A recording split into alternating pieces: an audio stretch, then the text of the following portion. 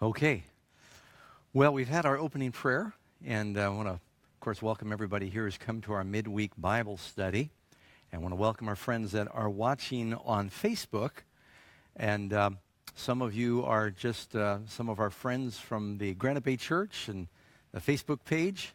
And some of you are some of our online members. We know that we have members that are some of our digital members from around the country and other parts of the world. And we're glad that you're able to tune in. Tell your friends about these weekly Bible studies because the Bible tells us in Hebrews chapter 10 that we should not forsake the assembling of ourselves together, and all the more as we see the day approaching. Now, we're continuing a study on the three angels' messages, and in particular right now we're going to be jumping. I know we spent several weeks talking about Revelation 14:6. We're reaching into verse 7 now. But I'm going to back up and start with verse 6 just to give you the context. Revelation 14:6, Then I saw another angel flying in the midst of heaven, having the everlasting gospel to preach to those who dwell on the earth, to every nation, tribe, tongue, and people, saying with a loud voice, Fear God and give glory to him, for the hour of his judgment is come, and worship him that made the heaven and the earth and the sea and the springs of water. And so actually in the last week, Pastor Ross talked about the Creator, worshiping the Creator. I'm now delving into the second angel's message, which is beginning with verse 8. And another angel followed, saying, Babylon is fallen, that great city, because she made all nations drink the wine of the wrath of her fornication. And you get to verse 9, it says, Then a third angel. All right, so obviously, we had the first angel. Then it says in verse 8, another angel. That's the second angel. Verse 9, third angel. So we see the sequence here. We're just talking about verse 8, which is the second angel's message. But while it looks like one little bitty verse, it's ginormous, as they say. Just to get the second part of that, if you go to Revelation chapter 18 with me, go to Revelation 18, verse 1. This expands on the second angel's message. After these things I saw another angel coming down from heaven, having great authority, and the earth was illuminated with his glory. And he cried mightily with a loud voice, saying, Babylon the great is fallen, and has become the dwelling place of demons, a prison for every foul spirit, and a cage for every unclean and hateful bird. For all nations have drunk of the wine of the wrath of her.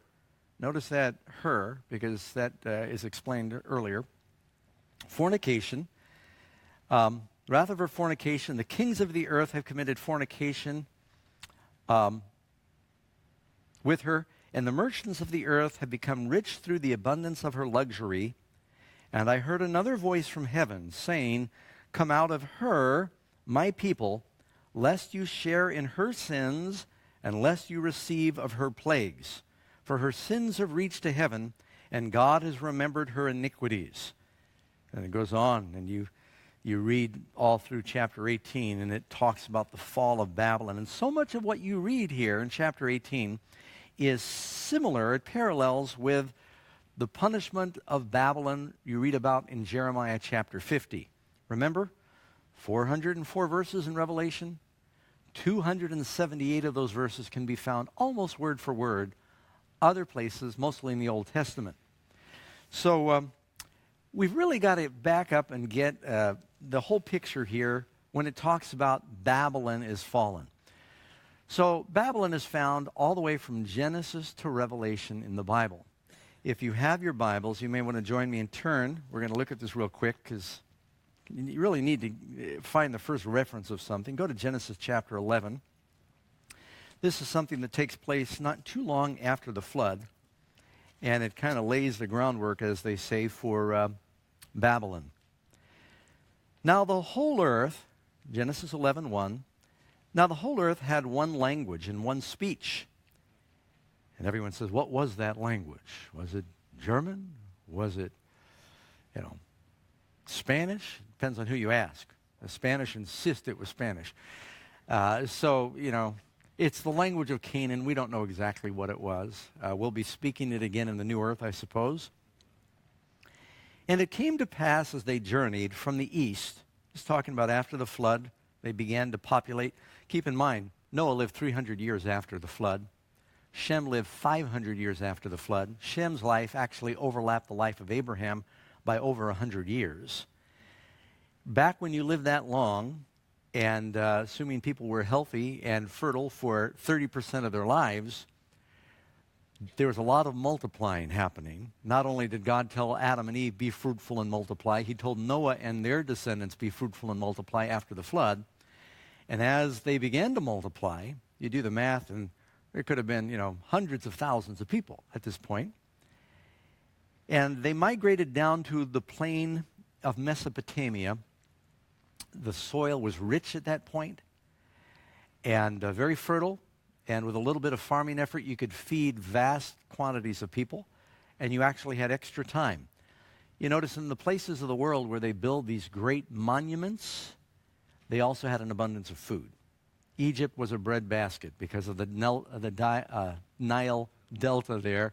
They were able to grow so much food, they were able to employ a lot of slaves to build these great monuments, as with Mexico and the Yucatan Peninsula and places in India. And so here they had an abundance of food, they had a lot of people, and they started getting ideas. Then they said to one another, verse 3, come, let us make bricks and bake them thoroughly. And they had brick for stone, and they had asphalt for mortar. There was an abundance of clay after the flood. There was a lot of Bermudan and asphalt following the flood. All that vegetation had been quickly buried, and it was now beginning to ferment and ooze up out of the ground, and you got a lot of oil from the country of Iraq. And so to this day there's abundant asphalt pits, or we call them tar pits, and they were using that for mortar. It actually makes pretty good mortar when you mix it with sand. And they said, come, let's build ourselves a city and a tower whose top is in the heavens, and let us make a name for ourselves, lest we be scattered abroad over the face of the whole earth. Now, was there anything wrong with what they were wanting to do? I mean, is there a command in the Bible, thou shalt not build a city? In a sense, what had God told them to do? Did he tell them congregate in one spot? Or after the flood, did he say, go, spread out, subdue the earth, be fruitful? He wanted them to go out and enjoy the creation, and they were fearful. We may be weak through numbers. Another thing I've heard is that immediately following the flood, that animals began to also multiply. Some of them were much bigger than what you see in the world today. In a minute, we'll read about Nimrod, the mighty hunter against the Lord. I think you'll read in some versions, a mighty hunter before the Lord. And the reason he had such a reputation is because there were these huge beasts that went forth and began to multiply, and not only large reptiles, but there were some probably very large mammals. We know from fossils, you've seen the woolly mammoths and the saber-toothed tigers, and I've been to museums where they show a moose rack that was like 12 feet across. They have a beaver skeleton that was 10 feet high, a sloth 13 feet tall. I mean, we can't even imagine this. Just enormous, even the mammals. And so they were afraid to go out in the world because the animals also were spreading everywhere. They weren't as afraid of man as they were before the flood. And they needed someone who was a mighty hunter like Nimrod to help give them peace. And they said, look, if we build a city, we'll be safe. And just in case we can't trust God, he said, I'll never flood the world again, but we should probably build a way of escape, have a backup plan. And they're really building this city with a big central monument to it, kind of making a name for themselves. Instead of, God took man, put him in a garden. And here they're taking man and putting him in a city.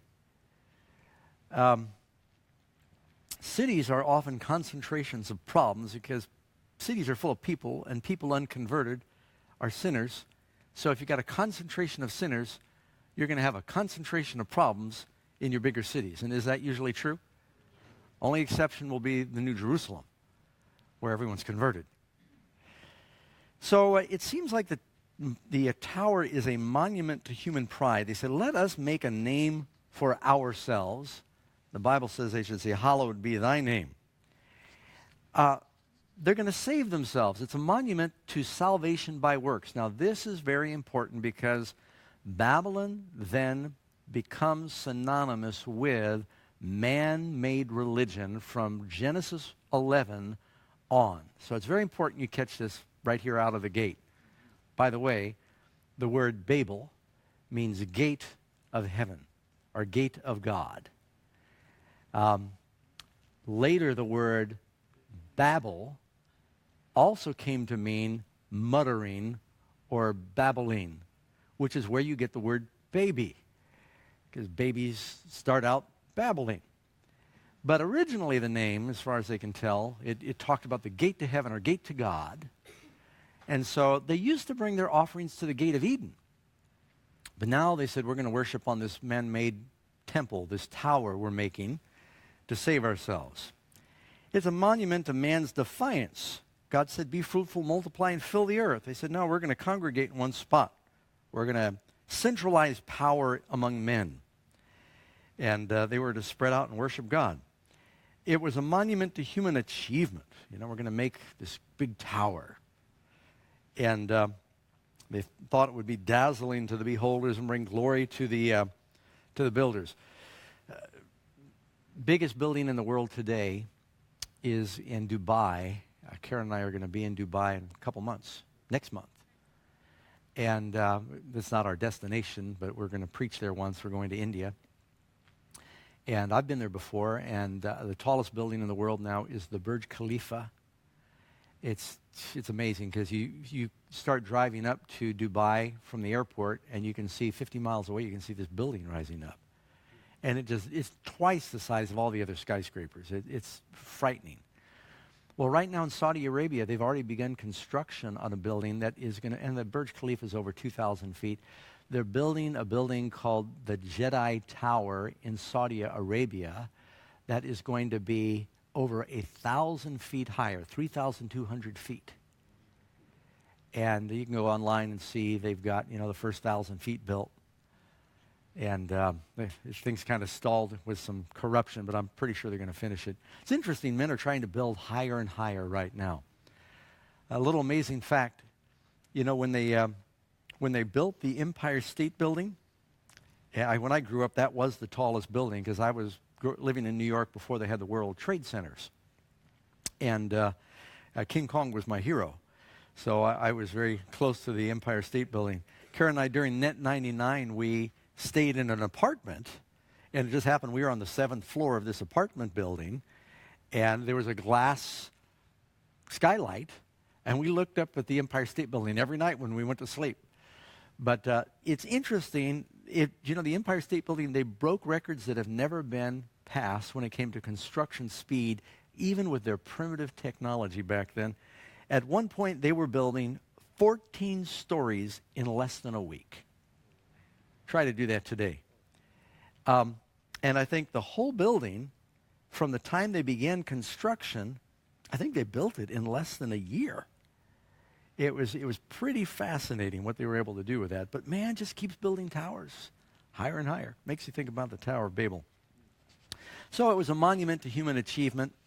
It was a monument to disbelieve in God's word. He said, I will no longer flood the world. They thought maybe they'd climb this tower and save themselves. And it was kind of the monument to man, a man-made heaven. We're going to build utopia on earth. And so Bible says we're to look for a city that has foundations, whose builder and maker is God. Our city is not in this world.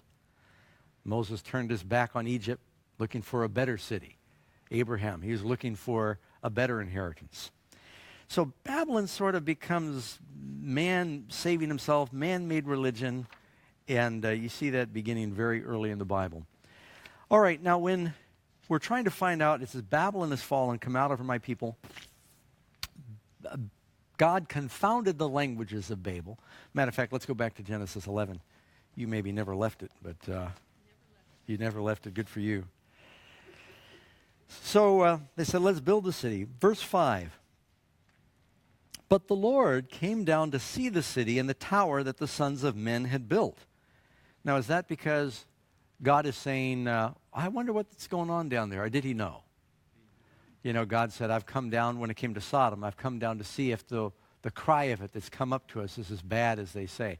Well, God knows everything. He's just saying things on terms, meaning that judgment is imminent because he's really going to investigate the evidence now. And so before judgment came in the days of Noah, Sodom, Babel, it's like the Lord stops and says, I'm going to take a close look at what's going on here. It'll happen again. There's a final judgment just before the Lord returns. And he says here, the Lord came down to see the tower which the sons of men had built. Now, who are the sons of God? Genesis chapter 6, when the sons of God intermarried with the daughters of men, they lost their holiness, and then it says the thoughts of men's hearts were only evil continually. Does it say the Lord's coming down to see what the sons of God are building or what the sons of men are building? That's talking about enos. It means the carnal, earthly people. And the Lord said, verse 6, indeed the people are one, and they all have one language, and this is what they begin to do. Now nothing that they propose to do will be withheld from them. Come, let us, do you notice the Trinity in here? God is again plural. Let us make man in our image. Come, let us go down and confuse or confound their language, that they may not understand one another's speech. So the Lord scattered them abroad from there all over the face of all the earth, and they ceased building the city. You read about this. Question, Terry. Yeah, there was only 8 of them when it started. How many years was it before it got to this time? All right, let me repeat your question. From the time that Noah and his sons got off the ark, there was only 8 of them. How long was it before this happened?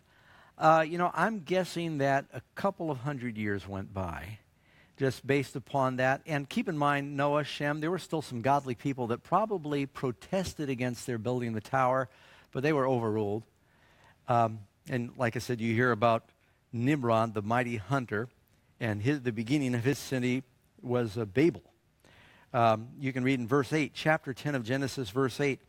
Cush begat Nimrod. He began to be a mighty one on the earth. He was a mighty hunter before the Lord, and some versions will say against the Lord. Therefore it is said, like Nimrod the mighty hunter, and the beginning of his kingdom was Babel. So then it backs up and it gives you more detail about Babel in chapter 11. Evidently in the construction process, and you read about this in Patriarchs and Prophets, they didn't have radios. Very tall tower. We don't know how far along they got, but it may have reached quite a height. They're communicating, send up more tar, send up more brick, whatever, and they suddenly, some accents overcame them. Their speech became garbled. They would talk. They thought they were talking distinctly. Nobody else understood them. We don't know exactly how the Lord did it, but because they were working against God, their languages were confused. Keep in mind, a confusion of tongues is not a sign of God's approval. There are churches today that teach a confusion of tongues is a sign of God's approval. Isn't that right? At Pentecost, God removes the curse. He reverses the curse of Babel. He fills them with the Spirit, all these different language groups that normally would not understand each other. All of a sudden, through the Holy Spirit, they do understand the wonderful works of God. So the idea that God fills you with the Spirit, you start to babble. And where do you get the word Babylon? That is completely the opposite of what I see and what I read in the Bible. And so they got so frustrated they couldn't communicate. They threw up their arms. As a matter of fact, in Patriarchs and Prophets, she said it descended in fights and bloodshed. So those who could sort of understand each other, they banded together and they began to scatter and populate the different corners of the earth. Now, it was also during this time, and I don't want to take this too far, but you got to fill in the pieces. It says, in the days of Peleg, the earth was divided. Now we pretty well understand something about tectonic plates and continental shift. Both Christians and evolutionists agree that at one point there was probably a more uniform continent. Not too long after the flood, when things were settling, it seemed like there was this very rapid shift.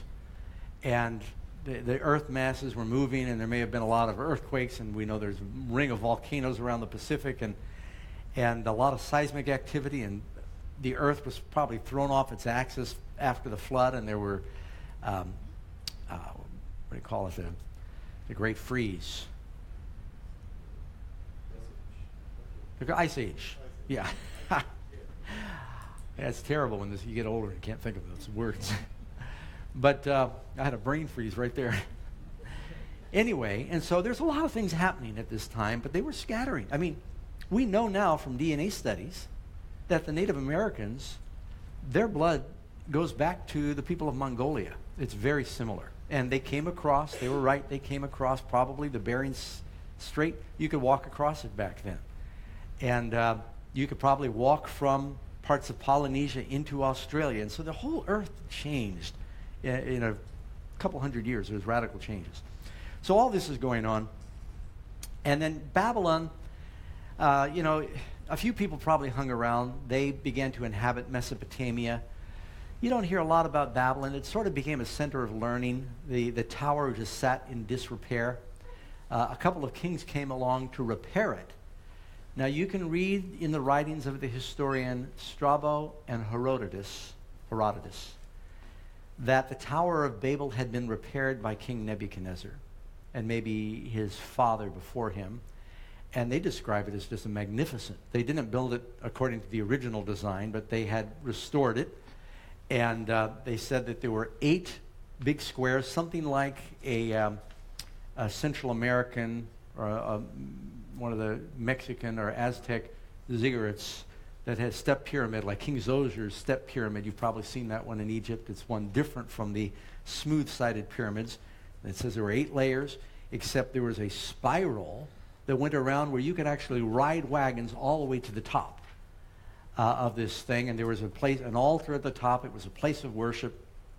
Nebuchadnezzar, in spite of the curse that had happened on the tower, said, I'm going to build it again. And he built it up. And it survived him. History tells us that King Xerxes of Persia, because they did not, the Persians, were not monotheistic. They were not polytheistic. They were monotheistic.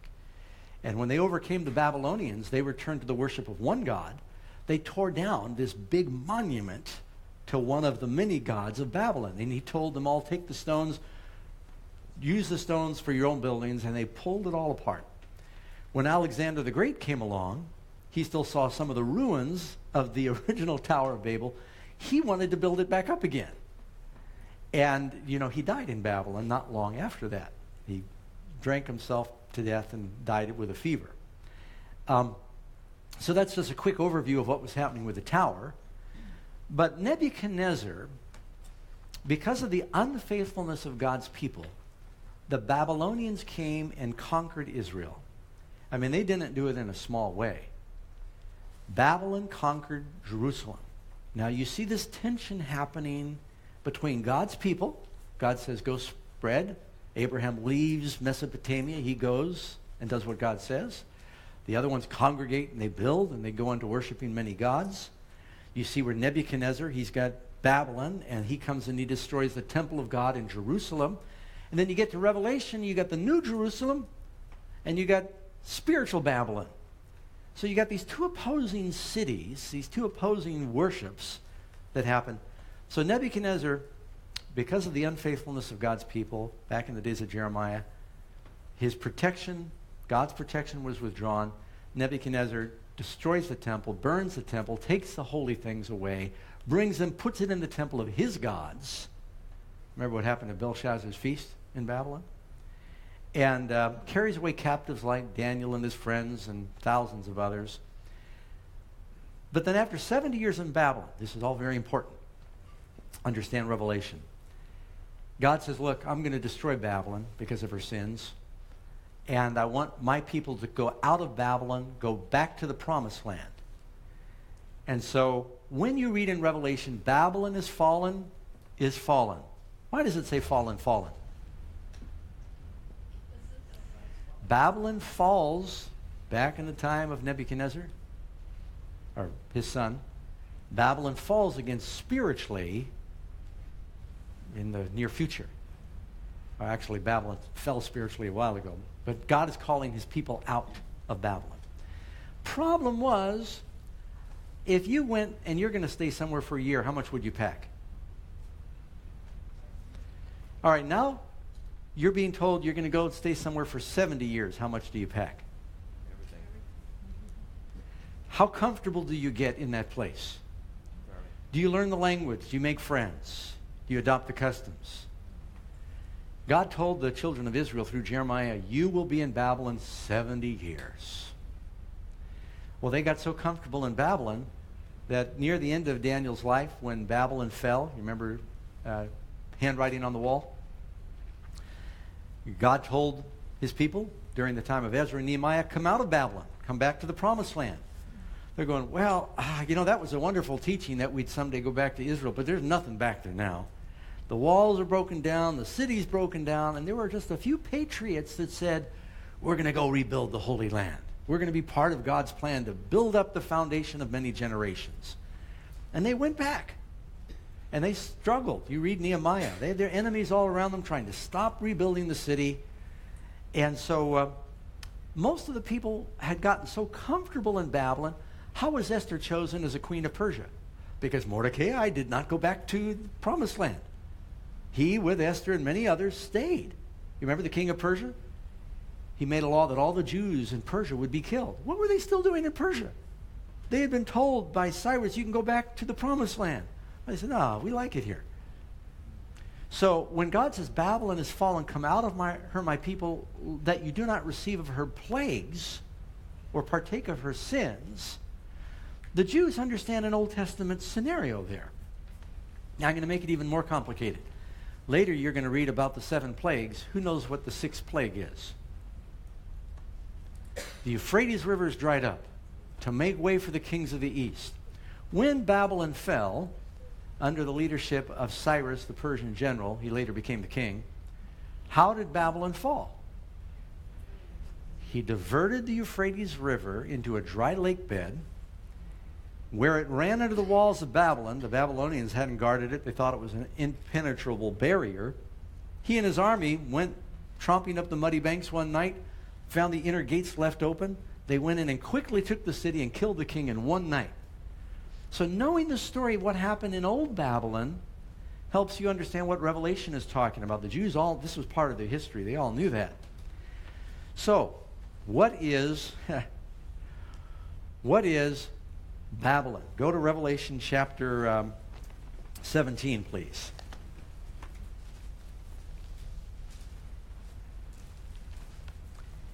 And you read here, then one of the 7 angels who had the 7 bowls, 7 vials, he came and he talked with me, saying, come and I'll show you the judgment of the great harlot who sits on many waters, with whom the kings of the earth have committed fornication. Now we just read in verse 18 about Babylon committing fornication with the kings of the earth, in chapter 18. And the inhabitants of the earth were made drunk with the wine of her fornication. So he carried me away in the spirit into the wilderness, and I saw a woman sitting on a scarlet beast, which was full of names of blasphemy, having 7 heads and 10 horns. Revelation 12 and 13, you read about a beast with 7 heads and 10 horns. Very similar to a beast you find in Daniel. That's also got 10 horns. And so it goes on to say, the woman was arrayed in purple and scarlet and adorned with gold and precious stones and pearls, having in her hand a golden cup full of abominations and the filthiness of her fornication. And on her forehead a name was written, here it is, Mystery, Babylon the Great, the mother of harlots and abominations of the earth. So God pictures Babylon now as a woman. And who is this woman? Go to the last verse. I'm just going to take away all the suspense by going to the punchline. Go to the last verse of chapter 17.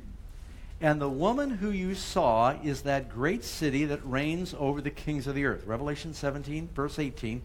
The woman that you saw is that great city that reigns over the kings of the earth. What city was reigning over the kings of the earth when John wrote Revelation? Rome. What does a woman represent in Bible prophecy? A church. How many guesses do you need to find out who is a woman that sits in Rome that is prominent, that claims to be the mother the Roman Catholic Church even refers to herself as a mother. Do you know that the Pope is technically a pastor of a congregation? You know, I direct Amazing Facts, but I also pastor a church. You're our church family. The Pope actually, along with being Pope, he's got a local church he's the pastor of. But it's not the Vatican. He's the pastor of the Lateran Church. And if you look on the walls of the Lateran Church, it says, the Mother Church of the World. Right there's a plaque right there at the entrance of it. And so they basically say all the Protestant churches are unfaithful daughters that have come out of the Mother Church. This is what they say. And so look at the descriptions. What do the 7 heads represent? If you look in verse 7, the angel tells John, why did you marvel? I will tell you the mystery of the woman and the beast that carries her, that has the 7 heads and the 10 horns. The beast that you saw was and is not, and will ascend out of the bottomless pit and go into perdition. And those who dwell on the earth will marvel, whose names are not written in the book of life from the foundation of the world, when they see the beast that was and is not and yet is.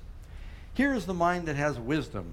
The 7 heads are 7 mountains on which the woman sits. So Babylon is known as the city, or I should say Rome is known as the city of 7 hills. And I can't pronounce the Capitoline. There's 7 mountains that you can look up. Just type in 7 hills. You know what it's going to take you on Wikipedia? Rome. Rome is called the Eternal City and the City of 7 Hills, because there's 7 prominent hills that surround it. It says that she's full of names of blasphemy. What is blasphemy? Blasphemy is when you, a couple of biblical definitions. You take the prerogatives that belong to God. One definition for blasphemy is when Jesus said that he could forgive sins, he said, you speak blasphemy. They were going to stone him. And another is when Jesus said to someone, you are forgiven, and they said, that's blasphemy. Only God can forgive sins. So this power, for one thing, they say that they have the power to forgive sin, and they take the names of God. Does the Roman Catholic Church claim to have the power? And do they claim, well, let me just read you a quote from Ferris's Ecclesiastical Dictionary. The Pope is of so great a dignity and so exalted that he's not a mere man, but as it were, God, and the vicar of God. And there are several quotes where the Pope actually claims these divine prerogatives. You know that the priests say that they can forgive sin. She says she's dressed in purple and scarlet. The colors of the cardinals is scarlet, and the colors of the bishops is purple. And so you can see that if you see any of the pomp and ceremony. Adorned with gold and precious stones. Did you see Jesus and the apostles walking around with all the bling of the religious bling? I don't know if you've ever been to Rome or you've seen some of the pictures of the ceremonies. It is just, it's gilded all through the Vatican, and there's gold and pearls, and the Catholic Church, I understand, owns more priceless works of art than any other institution in the world. I don't think you find that hard to believe. It says she's called the Mother, and I told you that the right there inscribed on the Pope's church, it says the Sacred Lateran Mother and head of all the churches of the city and the world, called Mother Church. She's called the harlot. Now, I know that sounds pretty severe, but lest any Catholics that are watching think that we're giving you a hard time, God calls his people a harlot whenever they're unfaithful. Children of Israel, God said to them, I'm your husband, and you have gone whoring after other gods. I know that's strong language, but that's exactly what the Bible says. Read the book of Hosea, where God tells the prophet to do something very odd that no pastor would want to do. He says, I want you to go take a wife of harlotry, because this is what I did. You've been unfaithful to me. So when a church is unfaithful in their doctrines, God calls it harlotry. What would some of those doctrines be? Well, I'll get to that in just a second. It says it's a persecuting power. This woman rules for 42 months in a special way and persecutes other churches. And I think you've seen the studies where, what's that? Oh, we're going through Revelation 17. I just read Revelation 17. Now I'm backing up and I'm highlighting the points I brought out. Okay? It says that she's in power for 42 months, and that's in verse 6. Guilty of the blood of the saints, a persecuting power. And you can read through history of the popes. Great numbers were driven from their habitations of the Protestants and Jews. Wives and children stripped and naked, many inhumanely massacred. Sits among 7 hills that I mentioned to you. Rules over kings of the earth. That means it's a religious political power. Now, what other church has ambassadors from the world? What other Christian church? Does the U.S. have an ambassador to the Southern Baptists, which would be the largest Protestant denomination? Do they have an ambassador to the Presbyterians? They don't have an ambassador to the Church of England, the Episcopalians. There's no other Christian church that is considered an independent country. There's a reason that the Vatican felt very strongly that they should be noted as an independent country, because it gave them access to the political leadership of the world by being listed as a country. It's only 109 acres. It's the smallest country in the world. They got their own currency. I've got some coins that have the Pope's head on them. I was afraid someone's going to catch me with that in my desk. Wonder what's going on. I read online last night that I was a Catholic Jesuit infiltrator. So I assure you, to the best of my knowledge, I'm not. But they've got their own publishing house. They got their own mini railroad. There's a little bitty train that goes from the Vatican to other parts of the town. And so it's an independent country. Isn't it interesting that the Pope calls a meeting and the president of Palestine and the president of Israel fly to the Vatican to talk about peace with the Pope? That's a lot of power. Isn't it interesting that when Pope Francis came to the United States, it was unprecedented. He went to all the places of our political power. He went to New York City, where our seat of government used to be. He went to Philadelphia, where our liberty was signed. He went to Washington, D.C., and he spoke at the United Nations. That's incredibly significant. It says this power has kings over the... Any of you ever play chess? What's next to the king and queen on the right and the left? The bishop. Where did they get that idea? Because all through the Middle Ages, in every palace of Europe, there were church representatives. The ones who finally got tired of that was the French, and that brought about the French Revolution, and they basically turned to atheism because they had become so fed up with the government being manipulated by the church for over 1,000 years. And so there was something that led to that. So it fits that definition. So, and you can see the comparison, the 10 horns in Revelation 17, in Revelation 12, and Revelation 13. And all of the great reformers, Calvin, Luther, Wesley, Spurgeon, John Knox, they all identified the woman in Revelation 17 as what we call today the Roman Catholic Church. Now, I'm not trying to be hard on the Catholics, because it says that she has daughters. And it tells us that she's the mother of harlots. Who would the daughters be? Daughters come out of a mother. They share DNA with a mother, and there's usually similarities. Well, a lot of churches came out of Catholicism that retained in their teachings some of the same things. They would be equally unfaithful. And so God is now calling people out of the mother-daughter relationship. Now, while we're talking about that, can you think of another mother-daughter team in the Old Testament that persecuted God's people for 1,260 days? Have you heard of Jezebel? And Jezebel had a daughter named Athaliah. And during the time of Jezebel, there was a famine for 3.5 years. And the prophets of God were persecuted. Some were killed, others hidden in caves. Remember, Obadiah fed them. Elijah had to flee into the wilderness. God fed Elijah miraculously. You get to Revelation, it says that during the oppression of this woman for 42 months, God's church goes underground and he feeds her, his church, in the wilderness. Just like he fed Israel in the wilderness 3.5 years. There's another mother-daughter team. During the time of Christ, you had John the Baptist, who is persecuted by Herodias and her daughter. that danced for Herod, and the one thing she asked for was the death of God's prophet. Isn't that interesting? Same time period. Jesus' ministry, 3.5 years. And so 7 is a perfect number in the Bible. 3.5 is a perfect interruption of his perfect number. It's exactly half of 7. You'll find 3.5 in the Bible usually is a time where there is persecution and oppression and resistance to God's work. During the 3.5 years Jesus taught, persecution, he dies at the end of it. The apostles preached to the Jews for another 3.5 years. At the end of that, Stephen is stoned. You got the 3.5 years of Elijah, and he has to run for his life from Jezebel into the wilderness. Right?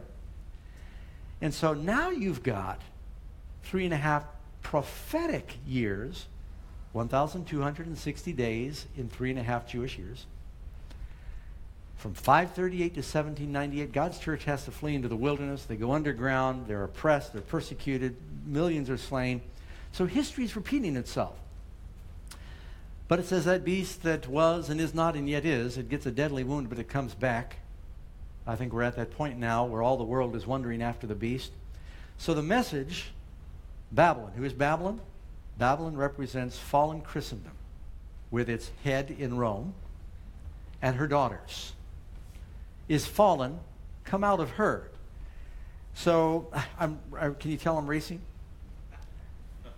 See, I don't get to teach this class next week, and I don't want the other guys to get all the fun, so I'm going to try and cover as much as I can. Babylon represents confusion. It says, what has this woman got in her hand in Revelation 17? She has a golden cup in her hand full of the wine, and it's wine that makes people drunk. It's not grape juice, of her abominations. You know what part of the Protestant Reformation was about? Is reformers like Calvin and Luther, they said the priest does not have the power to turn grape juice into the blood of Christ. And it was also fermented. The bread is supposed to be unleavened in the Last Supper, and the grape juice is supposed to be unfermented. They represent the blood and the body of Jesus. Jesus said, I will drink this with you again, new in my Father's kingdom. That's in Matthew 26 when he has the Last Supper. So, but now it was fermented. I remember going to Catholic services. There I go. People can say, see, he is a Jesuit. When I was a kid, military school, we had to go to, I had to go to a service every Sunday. And my mother was Jewish, so I'd sometimes go to the Jewish services. And my father had been a Baptist, so sometimes I'd go to the Protestant services. But they sent me to Catholic school for a while, so then I went to the Catholic services. I used to go to all three just to mix it up. And I remember going to the Catholic service where the priest had to do several services for the different schedules of the kids. And every time the priest would drink some of the wine. By the third or fourth Mass, he was getting tipsy. And that always struck me. Also struck me he was smoking during the service. While he's doing Mass with us, he was smoking a cigarette. And back then everyone smoked. I always thought that was really strange. But, so the wine, remember Jesus said, don't put new wine in old wine skins. He compared his gospel to the old wine or the new wine? New wine, right? And so Jesus, when he gave the grape juice to the disciples at the Last Supper, it was symbol for the gospel and the blood of Christ, pure. Well, this is something where the teachings of Jesus have been corrupted. What are some examples of things that have been corrupted by the church over the ages? You know, one more thing I might mention. In the Catholic Encyclopedia, it says the chalice, the golden cup, is the most important of the sacred vessels used in their service. Where does it say Jesus had a golden cup? Probably was anything but gold at that dinner. One example would be that the 10 Commandments are not binding. Have you heard that? Can you imagine a pastor standing up in his church and saying you don't have to keep the 10 Commandments or they're optional? 100 years ago, no pastor would say that. It's interesting, just in the last 100 years, you got pastors that say, we're not under the law, we don't have to keep the 10 Commandments. You start asking them if it's okay to break 9 of them, they'll say, of course not. But when the 10th comes up, they say, or when the 4th commandment comes up, they say, oh, no, we're not under the law. So if you're in a church that is teaching you don't have to keep God's law. We don't do it to be saved, but if you love him, you keep his commandments, you're in Babylon. The idea that the first day of the week is holy and not the seventh day, where does that come from in the Bible? Show me a verse.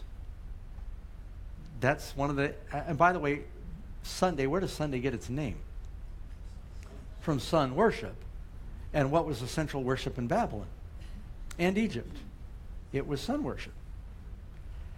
The idea that you die and go right to heaven or hell before the judgment, that doesn't make any sense. That comes from spiritualism. The idea that your people die and immediately they're disembodied spirits. And the Bible's pretty clear, the living know they'll die, the dead don't know anything until the resurrection. That's one of the teachings of Babylon. God says to come out of. The idea that Christ's coming is a secret. That's a relatively new teaching. But where is that in the Bible? But isn't that popular today? 100 years ago, pastors never said that. You can go listen to old Billy Graham sermons.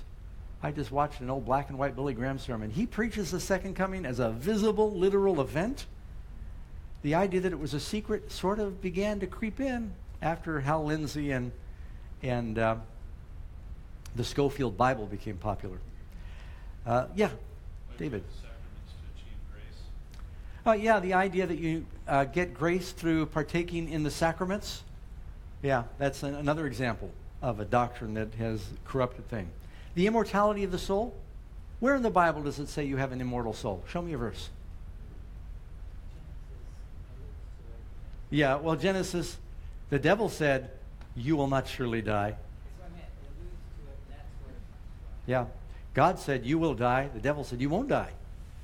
Bible tells us God and God only has immortality. When Jesus comes, then this mortal will put on immortality. We don't have it now. We'll just go to a cemetery. You'll see we're not mortal. I mean, we're not immortal.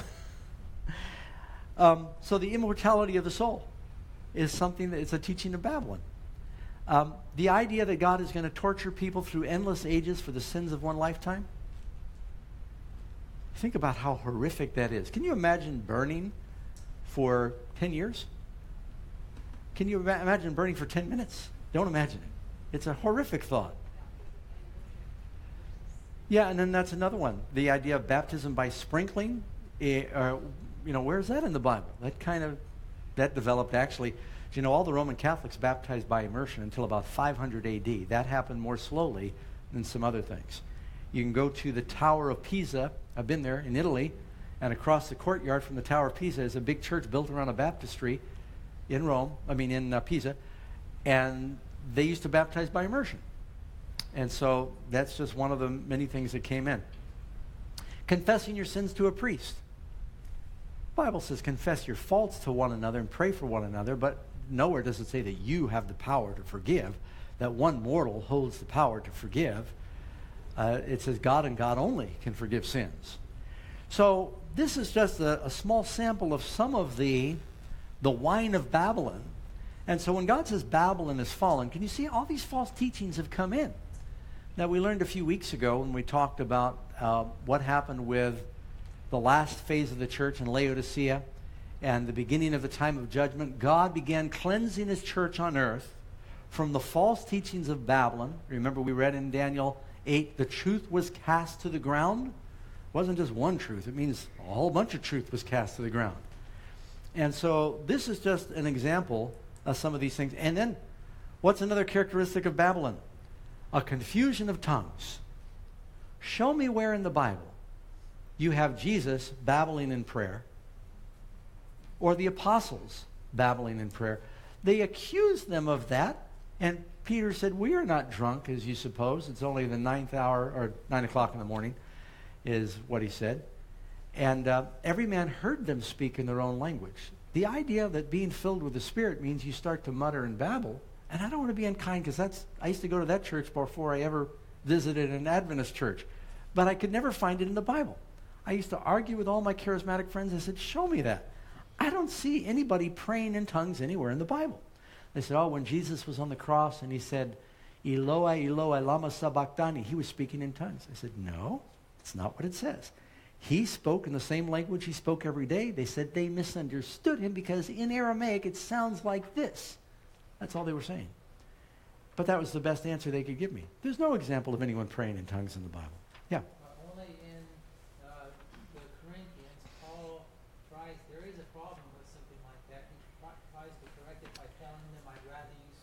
5 words with your understanding that you might instruct others, and 10,000 in an unknown tongue. Yeah, but he never was encouraging them to pray in an unknown tongue. He just alludes to something. There was a problem in Corinth that, yeah, exactly right, that he needed to correct. Yeah, but you don't see an example. The 3 examples of speaking in tongues in the Bible is Acts 2, Acts 10, and Acts 19. And in all 3 examples, there's several language groups present, and they're communicating, and you know what they're communicating. Wonderful works of God. It says they were magnifying God, and they prophesied. Those are all things where you'd have to know what was being said to put that down. So this is just a handful of what was happening. Now, what happens if you don't come out of Babylon? The plagues are going to fall on Babylon. Eventually, Babylon is going to be so powerful that Babylon will compel everybody in the world to receive her mark. So you can only have 2 groups. One will have the seal of God. One will have the mark of the beast. Babylon is very much in confederacy with the kings of the earth and going to use her religious power to force this religious observance. All right, now I've been just rambling all kinds of things about Babylon. This is a quick flyover of a very big teaching. I've shown you where Babylon goes from Genesis to Revelation and several books in between. You know, it's interesting when Peter writes his letter, he says, the church in Babylon greets you. What do you think Peter means by that? Peter wasn't in Babylon, he was in Rome. And Peter says, the church in Babylon greets you. So what was Peter referring to Rome as back in his day? Some say, well, he was talking about a church way over there in Mesopotamia. No, he wasn't. He was using a spiritual term they all understood back then. The same way that ancient Babylon had persecuted the Jewish people, Rome was doing the same thing. And Peter saw that coming. All right, any questions quickly? Yes? Well, Doug, if you gave this presentation to the Pope tonight, what would he say? If I gave this presentation to the Pope, what would he say? Well, I'd have to speak Italian or Spanish to do that.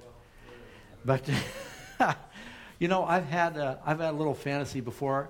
It'd be nice to be able to sit down with him and go over that. It is probably a fantasy that will never be realized. But, you know, you always wonder, is the man, does he have, you know, an honest interest in truth? And if he did and he saw this, it's hard to refute, isn't it? Yeah, it is. When I heard this, I thought, how can anyone argue with Revelation 17? It is so clear. Question? Is there a little booklet? Oh, is there a booklet? Yes. Well, for one thing, Completely addresses the Catholic. well, everything that I just shared, I probably ought to write a book because it's not all in one book. But, you know, we did mention earlier, we've got this study guide that we'll send you for free. Maybe I forgot to mention it. If you'd like to get the study guide called Bowing to Babylon, then just text the word Babylon, B-A-B-Y-L-O-N. Text that word to 99000, and, you know, there'll be a way for you to order this, and we can send it to you. And it's called Bowing to Babylon. It's a lesson we've got that identifies Babylon. It covers a lot of the details, but not everything. Any other questions on the lesson before we sign off with our friends watching? Yes?